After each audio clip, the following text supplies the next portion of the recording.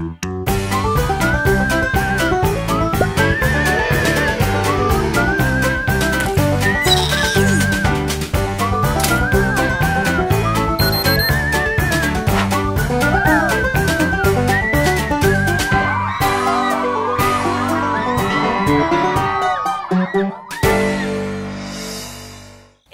Pontezinha! Tudo bem com vocês?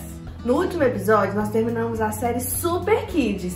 E agora, vamos começar qual, tia Nana?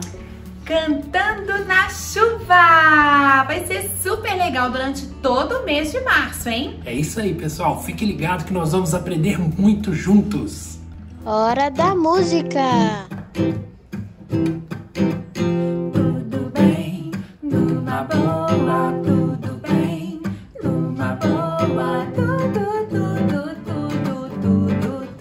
bem, numa boa. Eu posso cantar, posso acreditar. Se a minha vida está nas mãos de Deus, tudo vai melhorar. A gente gostaria de viver a vida sempre sorrindo, brincando, mas muitas vezes por tantos motivos a gente acaba chorando. São situações, momentos difíceis e é preciso acreditar. Se a minha vida está nas mãos de Deus, tudo vai melhorar. Tudo bem, numa boa, tudo bem, numa boa, tudo bem, numa boa. Eu posso cantar, posso acreditar. Se a minha vida está nas mãos de Deus, tudo vai melhorar. Tudo bem, numa boa, tudo bem, numa boa, tudo bem, numa boa.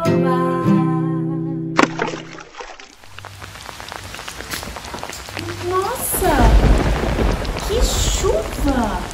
Mas tá chovendo demais, pessoal. A chuva não para. Ai, eu tô doida pra chegar logo outro dia. Tá chovendo demais, sabe? E olha, eu não sei você. Não sei se você já conseguiu ficar feliz e triste ao mesmo tempo, sabe? É assim que eu me sinto.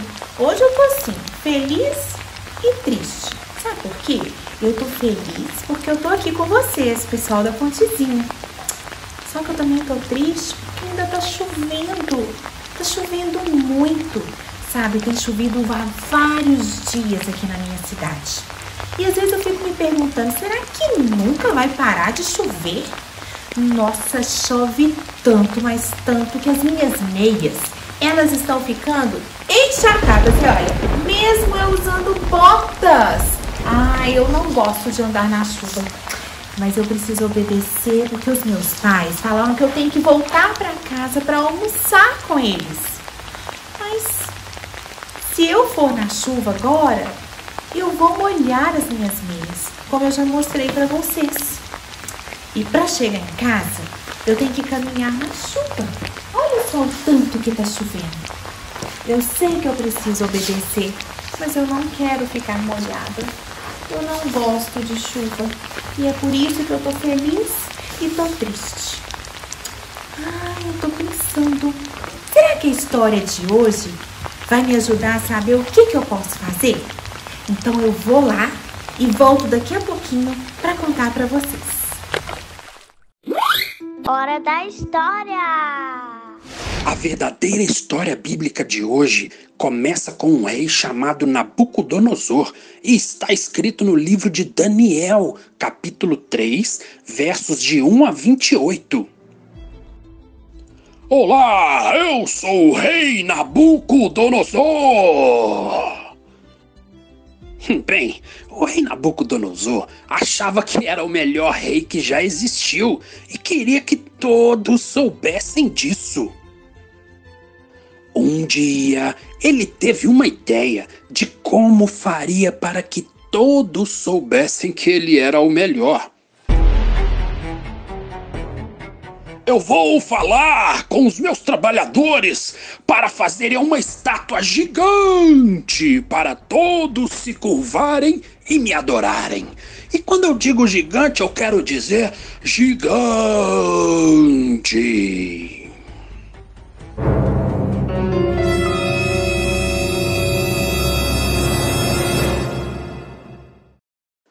Uau, olhe para isso! É enorme, a maior estátua de todas! Bem, depois que o rei Nabucodonosor viu a estátua, ele disse a todas as pessoas do reino que sempre que a trombeta tocasse, todos deveriam se curvar diante da estátua do rei. E ele disse mais: quem não se curvar será jogado no fogo. Fogo? Esse rei estava falando sério? A cada dia, quando as trombetas tocavam, toda a multidão se curvava. Isso mesmo.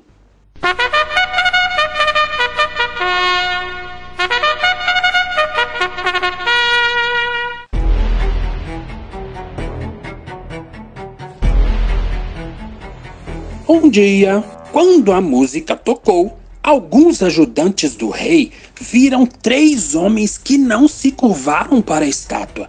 Isso deixou o rei muito furioso. Quem não está se curvando para a estátua? Os nomes deles eram Sadraque, Mesaque e Abidnego. Eles amavam a Deus e queriam obedecê-lo.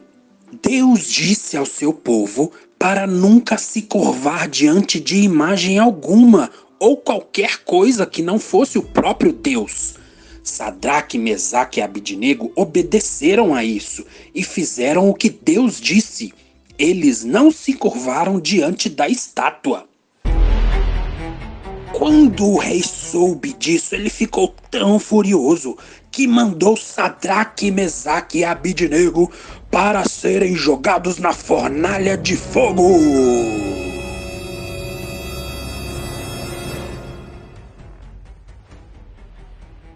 Porém, Sadraque, Mesaque e Abidnego tinham certeza que Deus estava com eles. Depois que eles foram jogados no fogo, algo incrível aconteceu. Oi, olhem no fogo, olhem lá! Eu joguei 3 homens, mas eu vejo 4 homens lá dentro. É um anjo! O rei mandou que eles saíssem do fogo. Sadraque, Mesaque e Abidnego saíram e não se machucaram nadinha. Deus estava com eles e os salvou do fogo. A partir daquele dia, o rei Nabucodonosor só orou para o único e verdadeiro Deus.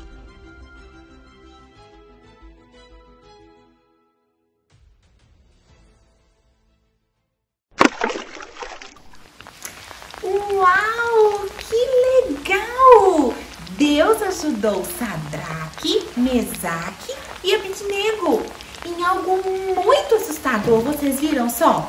Agora eu fiquei pensando, né? Se Deus estava com Sadraque, Mesaque e Abidnego lá no fogo, eu sei que Ele vai estar comigo na chuva. Então eu vou obedecer os meus pais.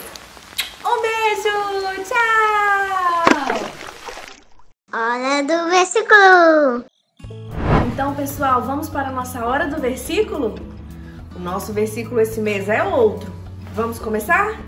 Porque o Senhor, o seu Deus, estará com você por onde quer que você andar. Vamos de novo? Porque o Senhor, o seu Deus, estará com você por onde quer que você andar. Josué 1:9. E teve gente semana passada que decorou o versículo. Vamos assistir? Sejam fortes e corajosos. Não tenham medo, pois o Senhor, o nosso Deus, vai com vocês. Mão na massa! Oi, Pontezinha! Tudo bem com vocês? Hoje vamos fazer uma arte que nos ajudará a lembrar que Deus está sempre conosco. Assim como na história de Sadraque, Mesaque e Abednego, não precisamos nos preocupar, porque Deus tem o poder para fazer qualquer coisa. Isso mesmo, Deus tem o poder para fazer qualquer coisa. Hoje vamos fazer uma fornalha. Para isso você vai precisar de lápis de cor, uma tesoura, cola, 2 pratos descartáveis e o desenho. Ele está lá na descrição do vídeo. Comece colorindo seu desenho.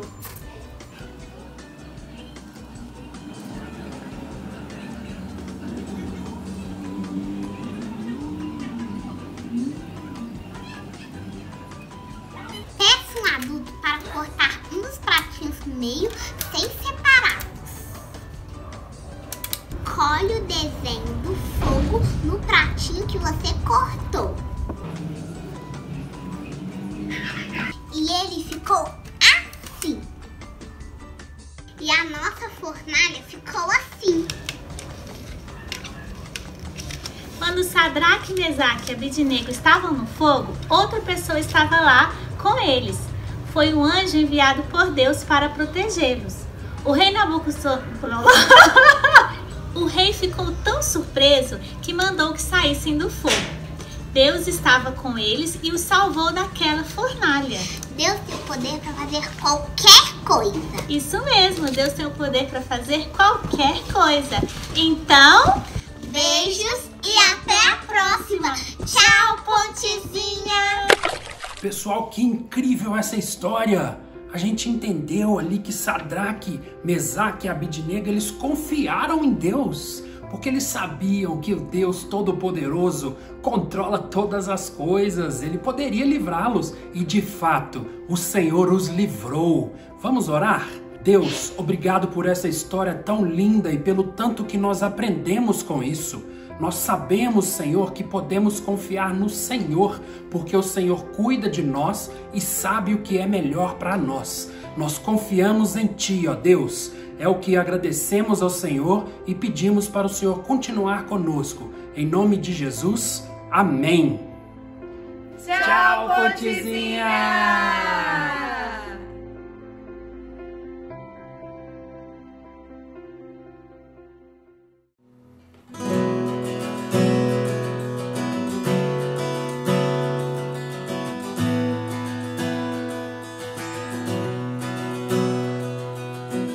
Dos montes correm para o mar, teus rios de amor por mim. Eu abrirei meu coração, deixando a tua cura entrar. Me alegro por te pertencer, levantarei as minhas mãos. O teu amor me alcança e me faz louvar-te. Cantarei teu amor pra sempre. Cantarei teu amor pra sempre. Cantarei teu amor pra sempre. Cantarei teu amor. Meu coração exulta e com alegria eu canto. Se o mundo conhecer a ti, ele se encherá com a tua alegria. Cantarei teu amor pra sempre. Cantarei teu amor pra sempre. Cantarei teu amor pra sempre. Cantarei teu amor. Meu coração exulta e com alegria eu canto. Se o mundo conhecer a ti, ele se encherá com a tua alegria. Cantarei teu amor pra sempre. Cantarei teu amor pra sempre. Cantarei teu amor pra sempre. Cantarei Graças a Deus, estamos aqui mais um domingo, reunidos online, especialmente nesse domingo. Não estamos tendo o nosso culto presencial. Se você não recebeu o nosso recado, saiba que hoje, às 18h30, nós também não teremos a nossa reunião presencial. Estamos tristes, obviamente, sabemos que a igreja precisa de ter aquele encontro, aquele aconchego, né?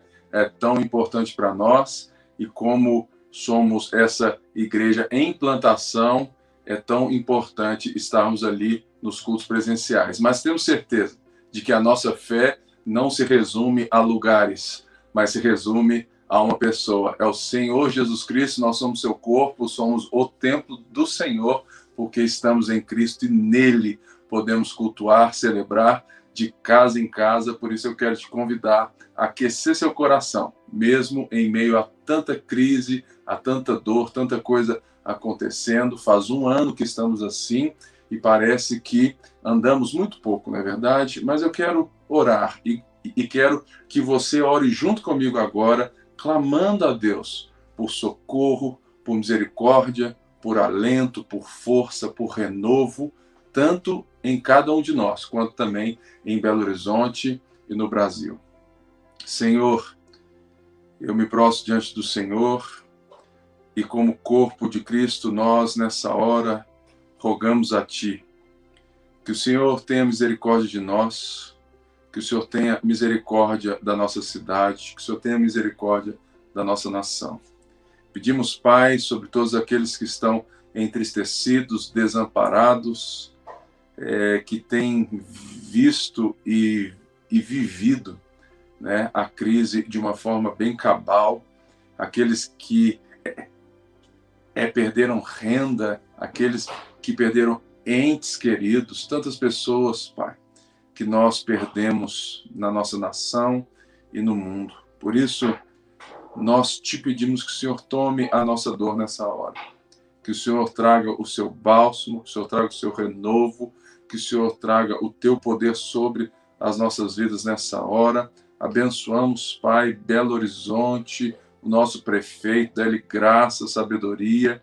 Pedimos, Pai, que o Senhor intervenha na nossa cidade, também no nosso Brasil. Deus, que o Senhor abençoe o nosso presidente, que a gente possa ver a tua mão trazendo as vacinas, ajudando, Pai, cada um de nós nessa reconstrução que a nossa nação está. Por isso eu quero também abençoar todas as casas, todos aqueles que nos assistem agora, que estão cultuando junto com a gente, que o amor do Senhor, a consolação do Senhor, a graça do Senhor alcance todos nós nessa nova semana que começa hoje. Pedimos, Pai, que o Senhor nos dê a força, a estratégia, a sabedoria e a ousadia para vivermos aquilo que somos e nascemos para viver. A tua vontade, que é boa, perfeita e agradável. Por isso, oramos em nome de Jesus.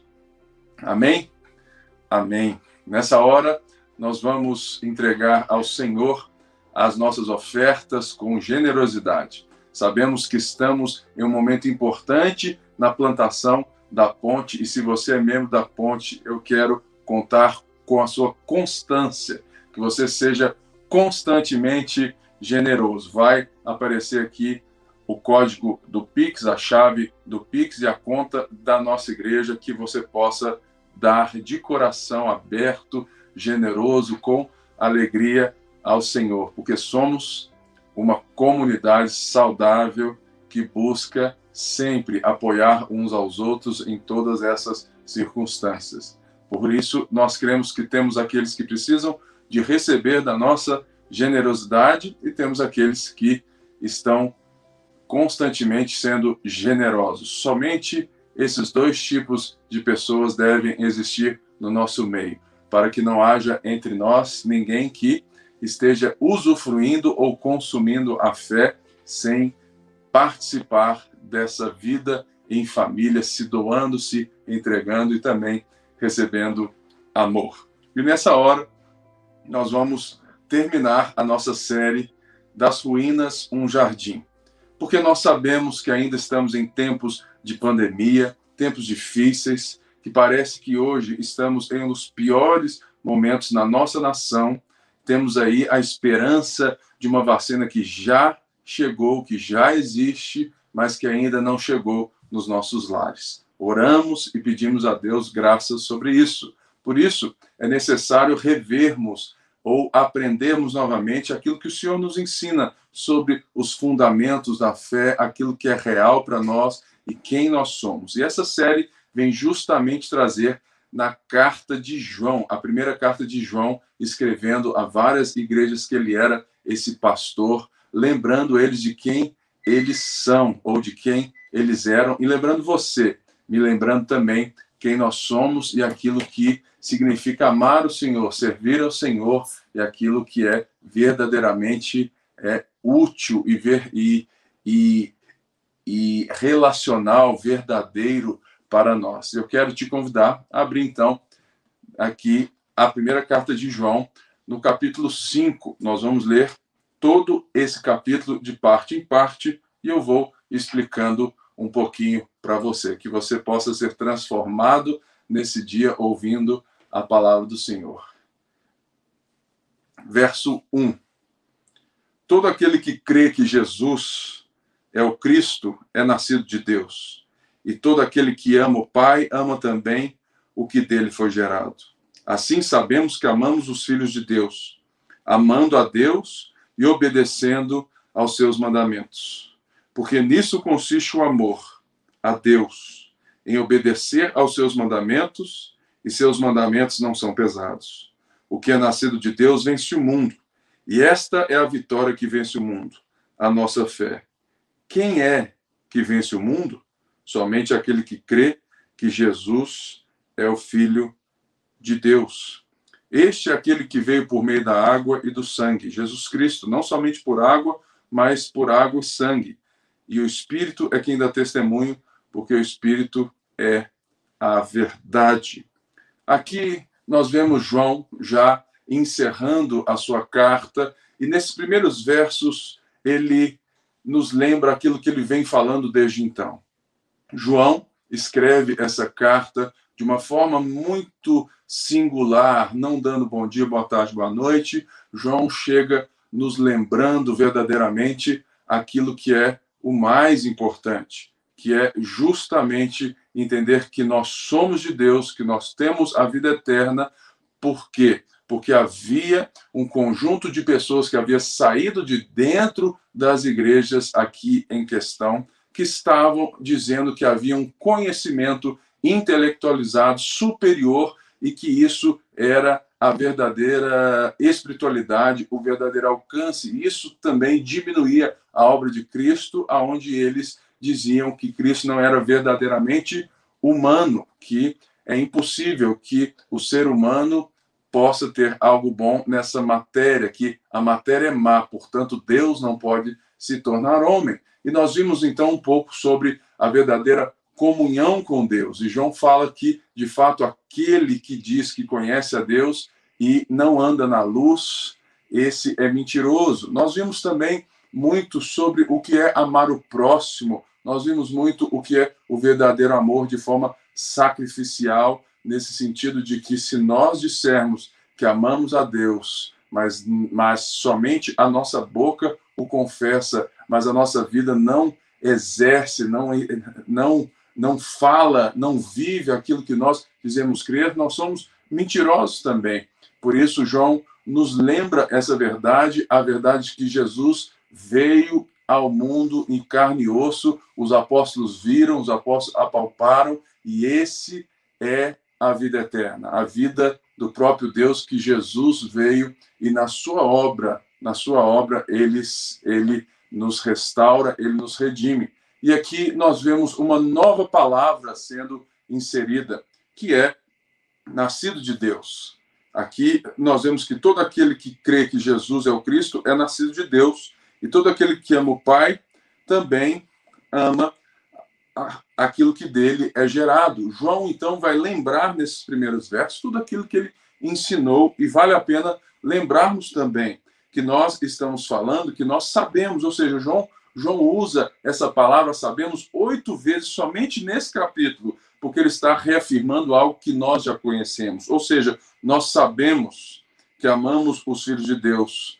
Por quê? Porque amando a Deus e obedecendo os seus mandamentos. A melhor forma de amar um ao outro e de fato, amar a Deus é obedecer aquilo que Deus fala a nós e a vontade de Deus. E aqui, no verso 3, ele fala algo muito interessante que eu quero compartilhar com você. Ele fala assim, porque nisso consiste o amor a Deus, em obedecer aos seus santos mandamentos, e os seus mandamentos não são pesados. Uma das coisas que nós, então, vemos nesse capítulo aqui é esse termo nascido de Deus, que vai sendo explorado por João para fechar essa carta, assegurando a nós que Deus nos ama, que nós temos a vida eterna, que nós somos nascidos de Deus e pertencemos a Ele. E ele, então, vai falar sobre o novo nascimento. O novo nascimento é algo importante e existe um outro lugar onde João falou disso, que vai muito de acordo com aquilo que João está dizendo, que é João 3. Você lembra a conversa que João teve com Nicodemos?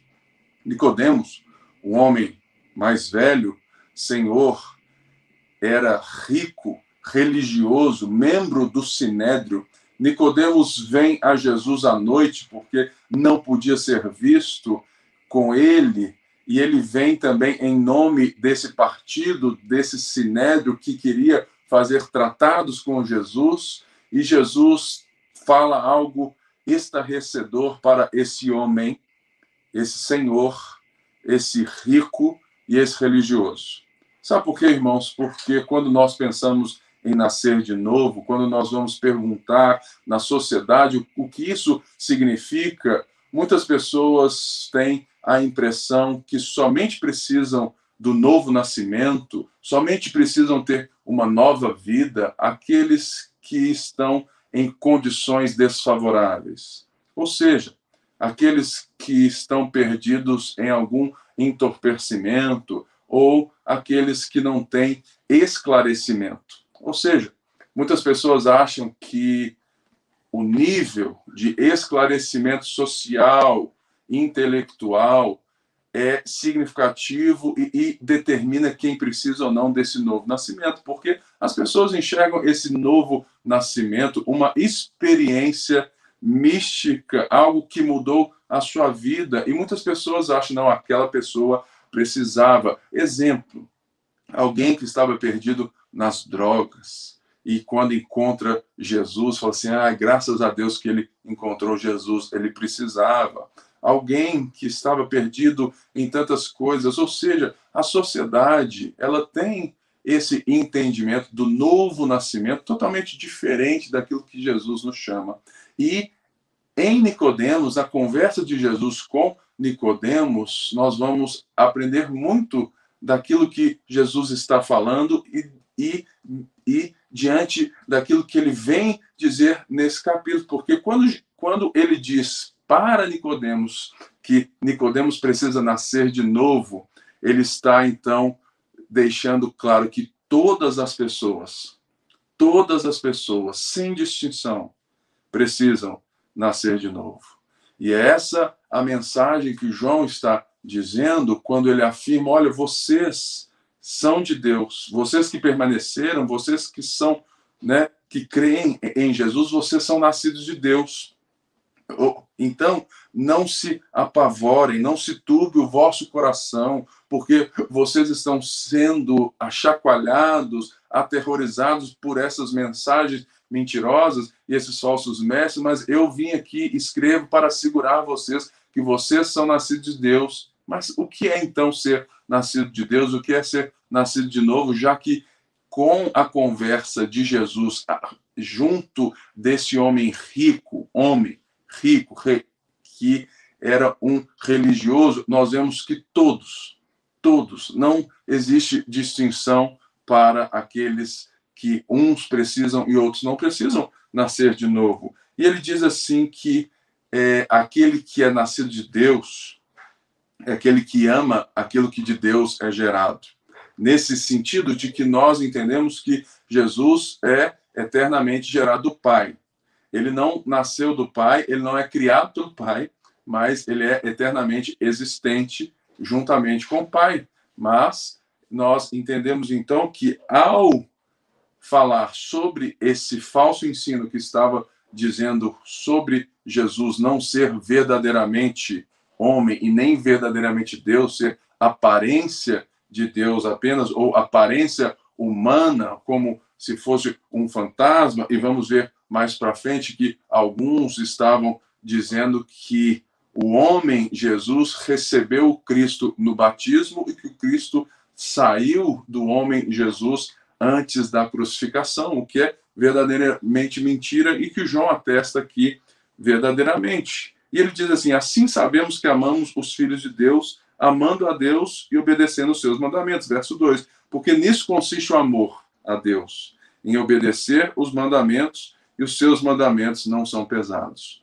Uma das coisas que eu quero falar com você é justamente a respeito disso, a respeito daquilo que significa os mandamentos. Porque muitas pessoas têm esse conceito de que para amar a Deus e obedecer os mandamentos é como esse conjunto de regras. Mas o porquê então que João está dizendo que os mandamentos não são pesados? Olha, essa frase que eu trouxe do Hernandes Dias Lopes, eu tenho aqui também, deixa eu só abrir novamente, que diz assim, olha só: os mandamentos não são penosos por duas razões. Primeira, porque amamos a Deus e quem ama obedece com alegria e não como uma obrigação.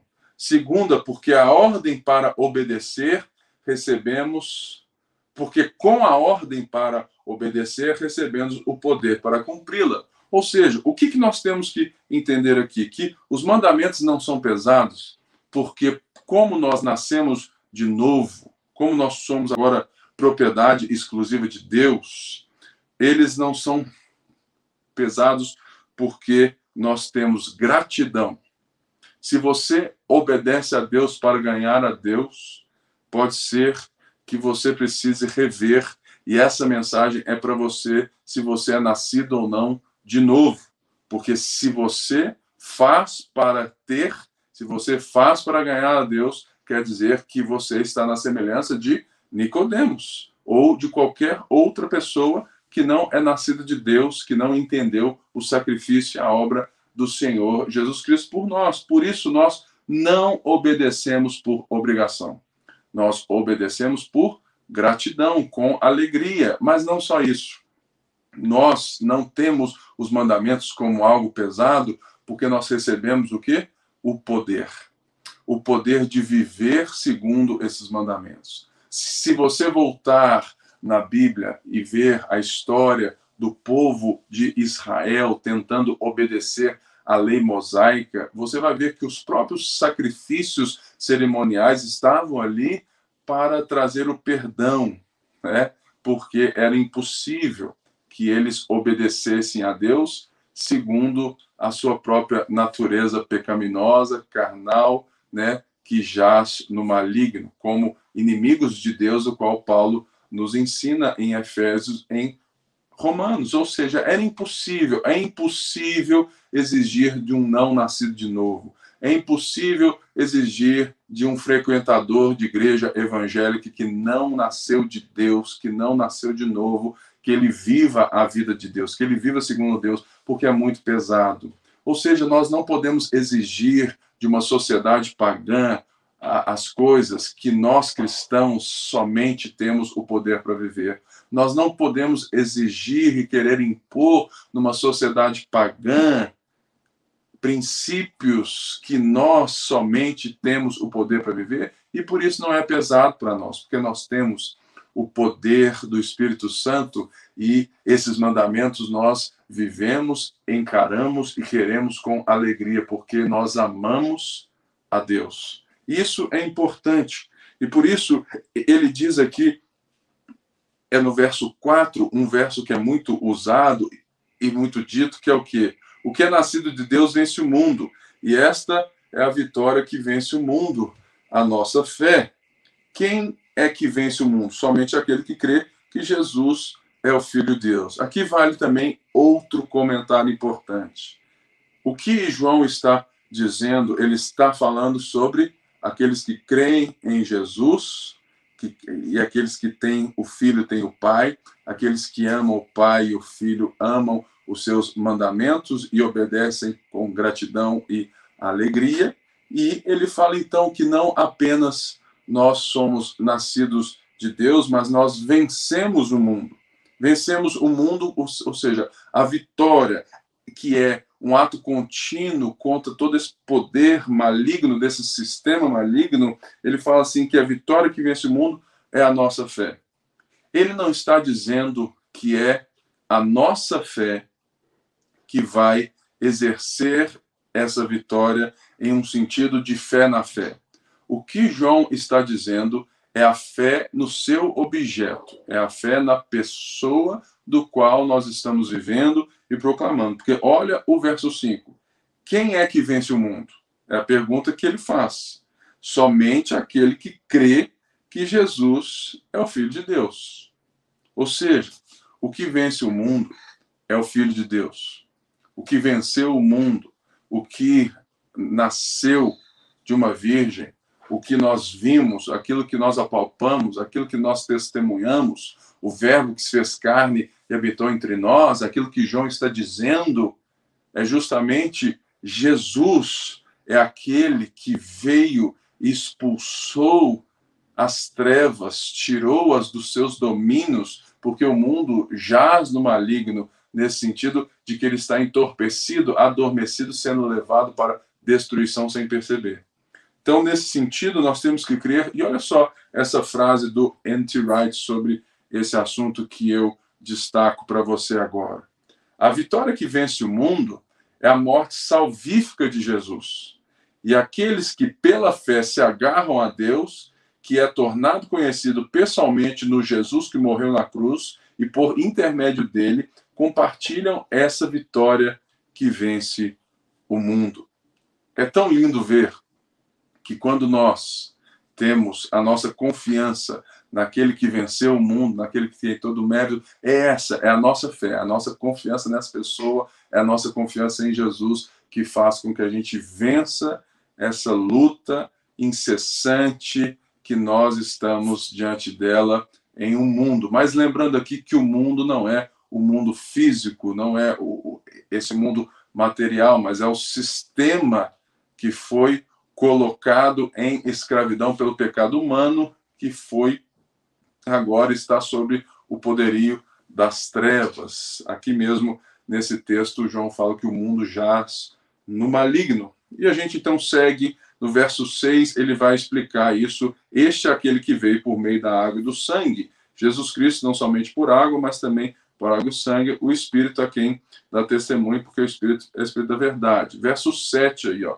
Há 3 que dão testemunho, o Espírito, a água e o sangue, e os 3 são unânimes. Nós aceitamos o testemunho dos homens, mas o testemunho de Deus tem mais valor, pois é o testemunho de Deus que ele dá acerca de seu Filho. Quem crê no Filho de Deus tem em si mesmo esse testemunho. Quem não crê em Deus o faz mentiroso, porque não crê no testemunho que Deus dá acerca de seu Filho. E este é o testemunho. Deus nos deu a vida eterna, e essa vida está no seu Filho. Quem tem o Filho tem a vida. Quem não tem o Filho de Deus não tem a vida. Aqui, muitas pessoas perguntam o que ele estaria falando sobre água e sangue. Eu quero destacar, de uma forma bem breve, aquilo que a gente está vendo João combatendo. Por isso é importante lembrar sempre daquilo que João está falando. Olha aí essa frase que eu trouxe para você para explicar o que seria então esse água, sangue e espírito. João está combatendo uma posição de que o Cristo veio sobre Jesus no batismo e se retirou dele na cruz. O propósito é mostrar que Jesus é o mesmo desde o seu nascimento até a sua morte. Ele é o homem Jesus e o Cristo de Deus. O que o João está defendendo aqui e que ele está assegurando é que Jesus ele é 100% Cristo. No seu nascimento virginal, ele não é um homem que recebeu o Cristo, como se ele estivesse recebendo um espírito, e esse o Cristo deixou ele quando ele morreu na cruz. Não. Jesus é o Verbo encarnado e ele é aquele que foi batizado, né, ali assegurando a sua filiação divina e a sua humanidade, e ele é aquele que estava na cruz, que foi ali aonde nós vimos água e sangue saíram do seu lado. É esse Jesus que ele está dizendo, e ele diz assim: este é o testemunho. E também sobre o Espírito, quem dá o testemunho, porque nós cremos que o Espírito está assegurando, né, esse testemunho por meio da mensagem apostólica que nós estamos recebendo pela carta de João. E no verso 12 ele fala assim: quem tem o Filho tem a vida, quem não tem o Filho de Deus não tem a vida. Uma das coisas que nós precisamos lembrar em um tempo de relativismo é que a mensagem do Evangelho, ela é para todos, mas ela é para todos que creem. Por isso, ele nos chama e nos assevera, fala: olha, esses que saíram de vocês, essas pessoas que estão saindo de dentro do meio de vocês, aqueles que eram chamados irmãos, estão agora dizendo que existe um conhecimento intelectual maior, ou seja, que essa mensagem de morte de cruz, isso é coisa do passado, que isso não existe, que não existe verdade, como nós ouvimos hoje. Nós precisamos entender que João está assegurando. E no verso 13, ele fala assim: olha, escrevi-lhes essas coisas a vocês que creem no nome do Filho de Deus, para que vocês saibam que têm a vida eterna. Ou seja, esse é o propósito de toda a carta. Ele está dizendo: olha, para que vocês saibam que têm a vida eterna. E o que é a vida eterna? No capítulo 1, nós já vimos que Jesus é a vida eterna, nesse sentido de que vida eterna não é uma quantidade de vida, mas é a própria vida de Deus que foi dada a nós em qualidade e em quantidade. Nós recebemos a salvação, nós somos nascidos de Deus, e por isso nós temos essa vida, e essa vida agora já é nossa, e nós vivemos segundo ela. É o reino que veio e que vem. É o agora e ainda não, é o já e ainda não, mas Jesus já destronou as trevas. Ele está sentado à direita do Pai e ele reina sobre céu e terra, e é sim em nós que somos o seu corpo, o seu templo, somos nós então que temos a união de céus e terra, e por isso ele vai nos convidar a partir do verso 14, olha aí. Esta é a confiança que temos ao nos aproximarmos de Deus. Se pedirmos alguma coisa de acordo com a vontade de Deus, ele nos ouvirá. E se sabemos, olha, novamente, sabemos que ele nos ouve em tudo o que pedimos, sabemos que temos o que dele pedimos. Verso 16. Se alguém vir o seu irmão cometer pecado que não leva à morte, ore, e Deus dará a vida ao que pecou. Refiro-me àqueles cujo pecado não leva à morte. Há pecado que leva à morte. Não estou dizendo que se deva orar por este. Toda injustiça é pecado, mas há pecado que não leva à morte. A primeira coisa que eu quero ressaltar aqui, que João está assegurando a nós que temos a vida eterna, é que se nós orarmos, porque nós temos confiança de nos aproximarmos de Deus, se nós orarmos de acordo com sua vontade. Nós estamos vivendo um tempo muito delicado e somos levados a orar bastante, pedindo tantas coisas. Mas uma das coisas que nós precisamos entender é que Deus não tem o compromisso de responder segundo a sua vontade, a sua ou a minha vontade, que não seja a vontade dele. Por isso, quando nós oramos de acordo com a vontade de Deus, e como que eu sei orar de acordo com a vontade de Deus? É quando eu oro segundo as Escrituras. Então, se você não tem o hábito de ler as Escrituras, provavelmente você não conhece a vontade de Deus e você ora como um pagão. Você ora pedindo, pedindo, pedindo, pedindo, segundo a sua vontade. E você Às vezes você pensa, tá, mas Deus não me ouve, Deus não me responde. É porque você está pedindo mal, você está pedindo errado. Você está se relacionando com Deus de uma maneira religiosa equivocada. E por isso João está falando, olha, vocês que nasceram de novo, vocês sabem disso. E vocês sabem que vocês têm a vida eterna, por isso vocês podem se aproximar. Por quê? Porque Jesus nos deu mãos limpas e um coração puro, como diz o salmista, né? Então, nós precisamos entender, e olha essa frase aí do George Miller, um homem que viveu experiências maravilhosas segundo sua vida de oração. Orar não é vencer a relutância de Deus, mas sim apropriar-se da disposição de Deus. Eu gosto de George Miller, que ele tem histórias magníficas. George Miller era um homem que tinha um orfanato. E certa vez ele estava sem leite no seu orfanato, não tinha como buscar, e eles oraram. Eles oraram, Deus supre a nossa necessidade. Supre a necessidade de todos esses meninos e meninas desse orfanato. Amanhã, bate na porta de George Miller. Senhor, era um leiteiro. Eu estava indo até outra casa, outra cidade, mas a carroça emperrou, quebrou, alguma coisa aconteceu.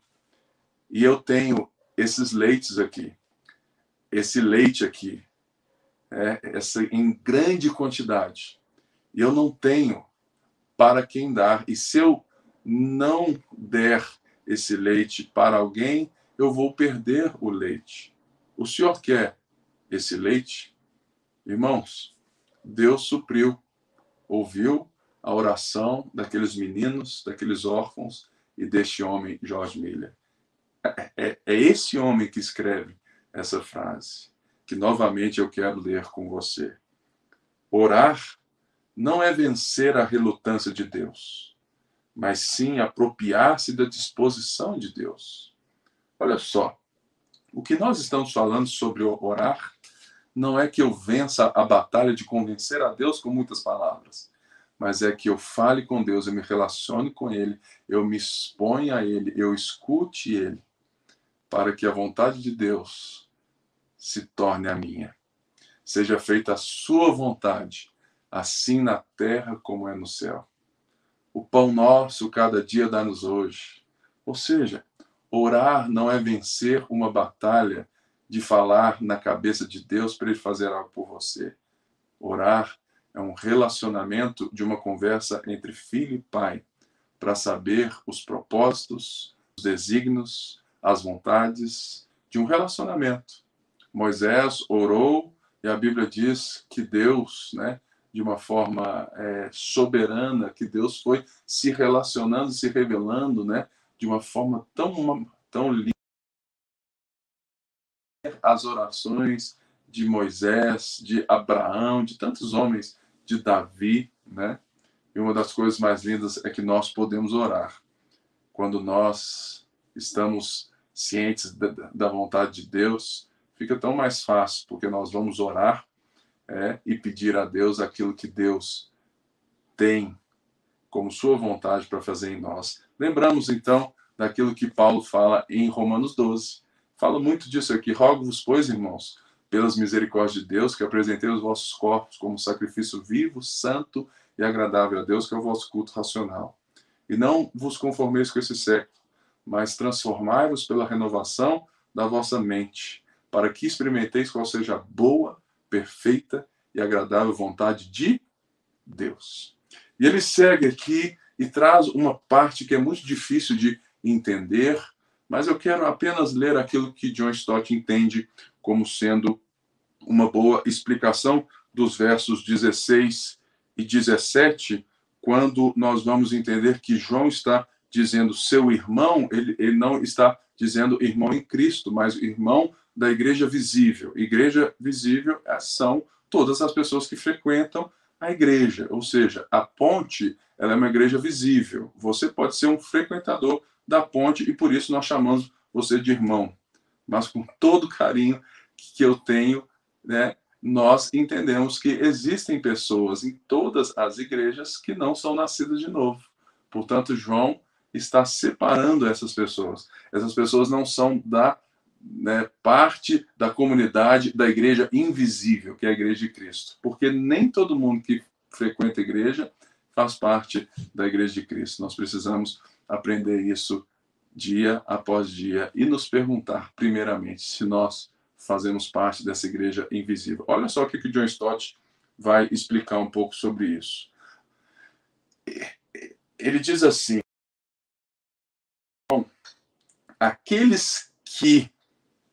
aqueles que cometeram pecado para a morte não eram apóstatas, eram impostores.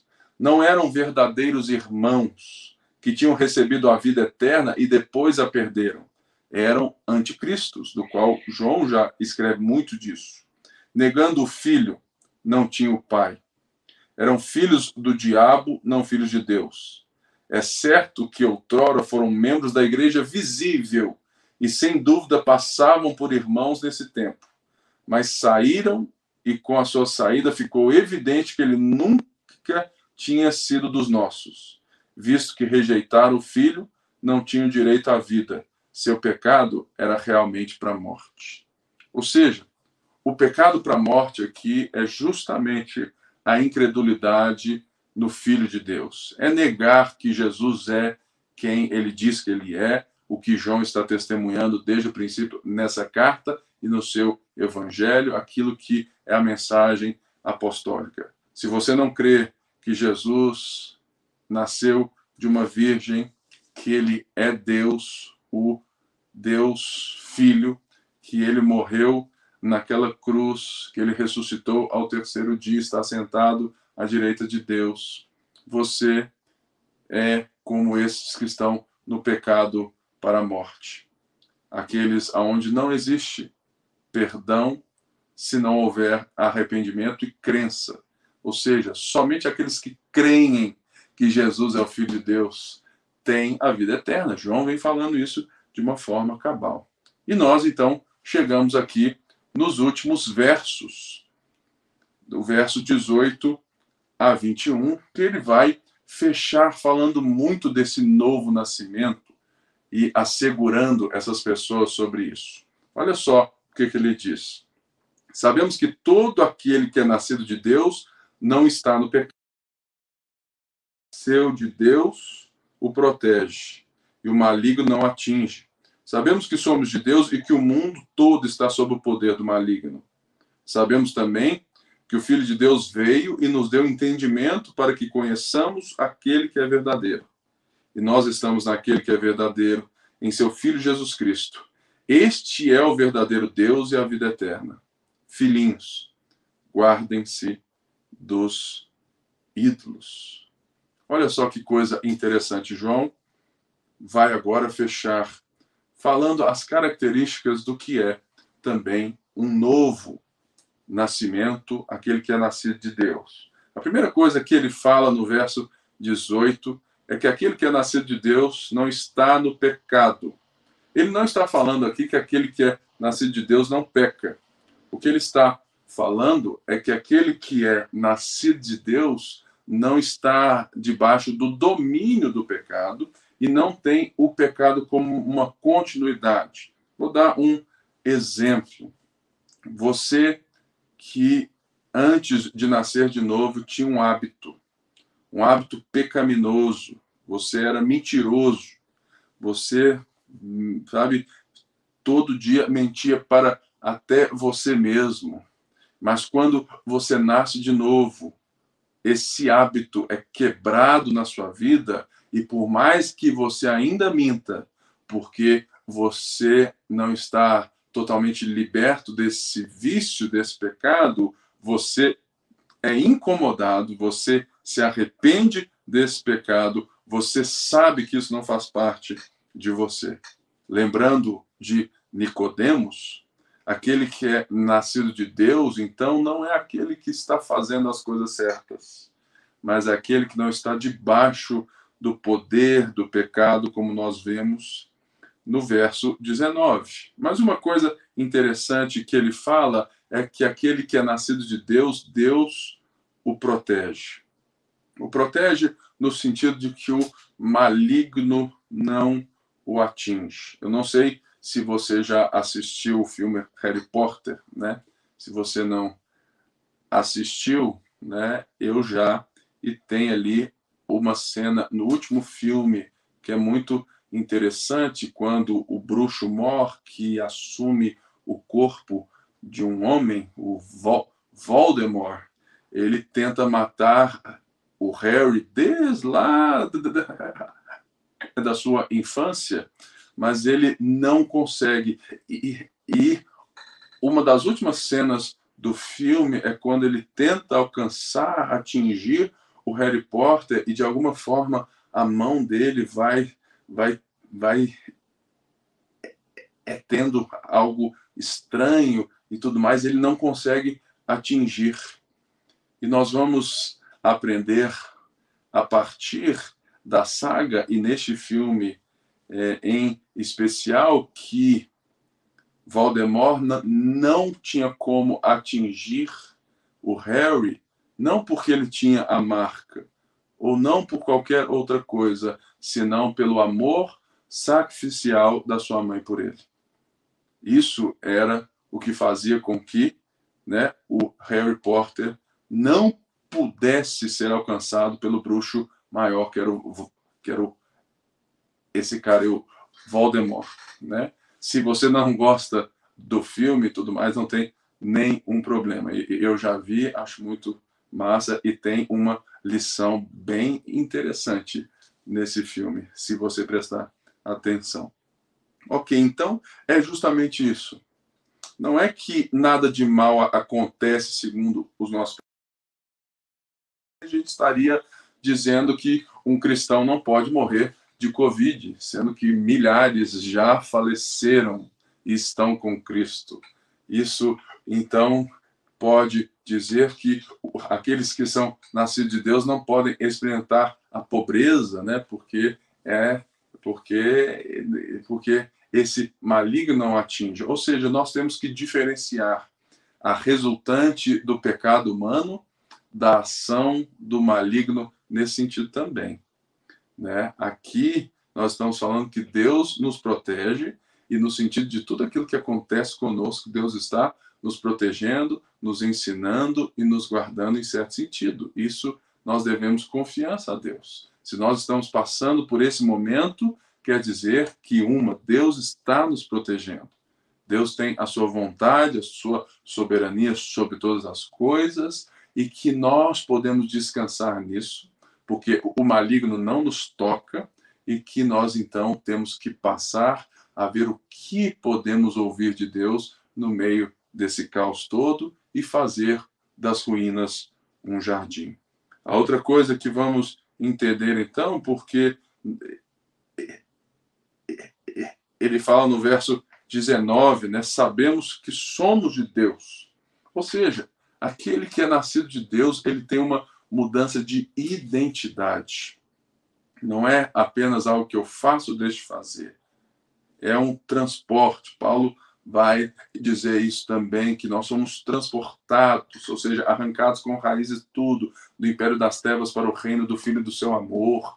É nesse sentido, então, de que a nossa identidade toda mudou. É essa mudança radical. O controle e o poder sobre a nossa vida não está mais nas trevas, mas nós somos agora identitários, nós somos correlatos novamente, nós somos espelho do nosso Pai, do nosso Criador. A identidade agora nos define e nos transforma a nossa mente, o nosso coração e a nossa vontade. Por isso que todo nascido de Deus não vive no pecado, não está, né, ali na raiz do pecado, na continuidade do pecado. Aquilo não é normal para ele mais, porque ele tem uma identidade diferente. Por ter uma identidade diferente, ele tem uma mente diferente, ele tem um coração diferente, e por isso seus hábitos e as suas vontades vão sendo transformadas, porque no final do verso 21, ele fala assim: filhinhos, guardem-se dos ídolos. Ele tem essa última chamada, que é justamente para mostrar que, por mais que no verso 18 e 19 ele demonstra uma ação de Deus e que Deus nos protege, ele está também mostrando que o nascido de novo, ele tem uma ação, a sua vida não é uma passividade, ou seja, Deus, o Senhor está fazendo e eu estou aqui só vendo, só assistindo. Não, existe um movimento de amor, de guardar os mandamentos, né? E ele então nos chama, porque ele diz no verso 20, mais uma vez, sabemos. Ou seja, verso 18, sabemos que todo aquele que é nascido de Deus não está no pecado. Sabemos que somos de Deus e que o mundo está sob o domínio do poder do maligno. Nós não estamos mais sob esse domínio, nós temos o poder de Deus em nós e nós podemos viver em novidade de vida. A pergunta que eu te faço: você tem vivido em novidade de vida? Você encara a vida que nós estamos vivendo, a crise, as ruínas, você encara a vida diferente desse mundo pagão, onde jaz o maligno, onde o sistema corrupto impera, ou você joga as cartas, você tem esse mesmo jogo político, você vive, né, e diz assim: não, no domingo eu ouço a Deus, mas segunda você chega e fala assim: agora é a hora de eu matar o meu leão por dia, e você faz como o mundo. Então, o que ele está falando sobre essas certezas de quem é nascido de novo também? Aquele que não vive na continuidade, aquele que não vive na continuidade do pecado, aquele que sabe a sua nova identidade em Deus e aquele que recebeu do Filho entendimento para que conheçamos aquele que é verdadeiro, ou seja, aquele que assevera, aquele que assegura que Jesus é o caminho, a verdade e a vida, ele é o Verbo encarnado, ele é o Filho de Deus, é aquele que canta, é aquele que proclama e tem na sua vida, porque essa é a vitória que vence o mundo. A nossa fé. Fé em quê? Fé no sacrifício desse Filho de Deus que nos amou primeiro, como nós aprendemos no verso 4. Então ele fala assim: filhinhos, guardem-se dos ídolos. Ou seja, nós precisamos entender o como que João fecha essa série. Olha só o que o Tim Keller vai falar sobre a diferença da religião, a diferença das pessoas que acham que elas precisam de algo diferente daqueles nascidos de novo. E nós precisamos aprender isso, e é um bom momento. É um bom momento para você recobrar a sua vida, refletir sobre a sua vida. E, sinceramente, como seu pastor, eu quero chacoalhar você. Eu quero levar você a orar, a pensar se você tem sido um mero religioso, como Nicodemos, que pensa que de fato já tem todas as coisas e que merece a Deus. Ou você precisa bater no peito e falar assim: ai de mim, pecador. Eu creio no Senhor Jesus Cristo, por isso eu quero amar os seus mandamentos, eu quero amar ao próximo, eu quero me guardar dos ídolos. Olha só a frase do Keller. Ele diz assim: a religião amplia o conhecimento que você já tem e diz: você deve ser honesto, você deve ser isso. Você pega o conhecimento que tem e tenta fazer. Nascer de novo é um entendimento que você não tinha na mente e no coração. É uma mudança radical da mente. É por isso que ele fala com um homem letrado, religioso, que ele precisa nascer de novo. Porque não é algo que eu posso obter segundo os falsos mestres estavam dizendo que a verdadeira espiritualidade, ela era um outro padrão de conhecimento. Era uma intelectualização total da fé. E nós precisamos tomar muito cuidado, irmãos, porque nós, que muitas vezes somos críticos, né? Aqueles que têm pouco discernimento das Escrituras, nós temos que tomar muito cuidado para não cairmos nessa mesma armadilha da intelectualização da fé, mas sim abraçarmos a fé do nosso Senhor Jesus Cristo, que o apóstolo João está nos apresentando, e é esse conhecimento verdadeiro que ele nos dá a partir do novo nascimento, que não é algo que eu obtenho, mas é algo que eu recebi, uma mudança total de mente, de coração e de vontade, é uma mudança que Deus fez em mim e que agora eu expresso ela guardando-me dos ídolos. E o que é guardar dos ídolos? A Bíblia Viva, ela traduz muito bem, e eu quero fechar a mensagem com o que ela diz. A Bíblia Viva diz assim: meus queridos filhos, afastem-se de qualquer coisa que possa tomar o lugar de Deus no coração de vocês. Eu quero fechar essa série com esse alerta. Que Deus criou todas as coisas boas.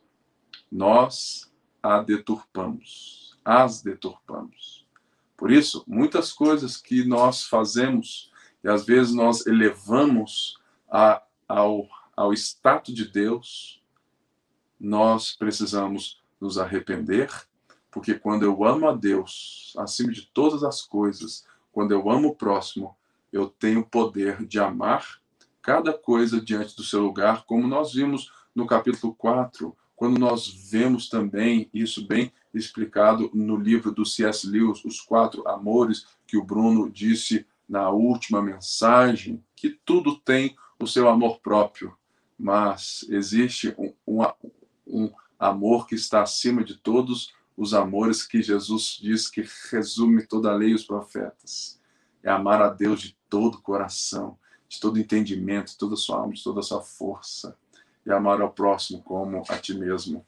Ou amar ao próximo como eu vos amei, disse o Senhor em João 3. Por isso eu quero terminar essa série das ruínas, um jardim.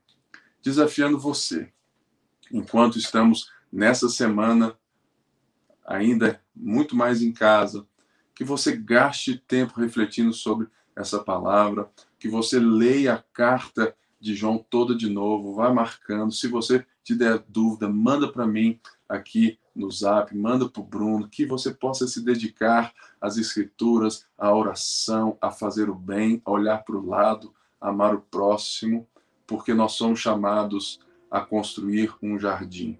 Eu quero convidar você a arregaçar suas mangas junto comigo, para que a ponte seja verdadeiramente uma ponte para as pessoas, para levarmos as pessoas a Jesus e aquilo que é de Jesus. Que você possa ter uma semana maravilhosa.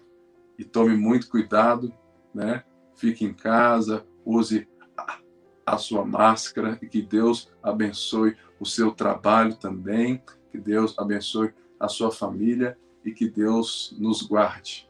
E lembre-se daquilo que João fala: filhinhos, guarde-se de tudo aquilo que possa tomar o lugar de Deus no seu coração, porque somente Deus pode ocupar o lugar de Deus. Eu quero orar sobre você e por você.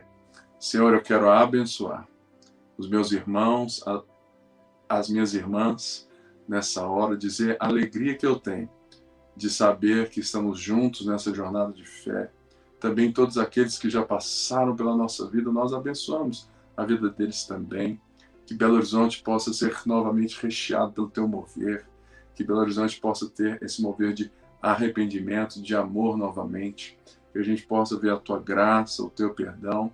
Eu quero abençoar todas as famílias que estão perdendo o emprego, que estão perdendo, Pai, tantas coisas. Senhor, traz consolo, traz abrigo, traz resposta. E que a gente possa ter uma semana transformadora no Senhor, que é a nossa vida eterna. Em nome de Jesus, todo o povo de Deus disse amém e amém. Tchau, tchau. Boa semana.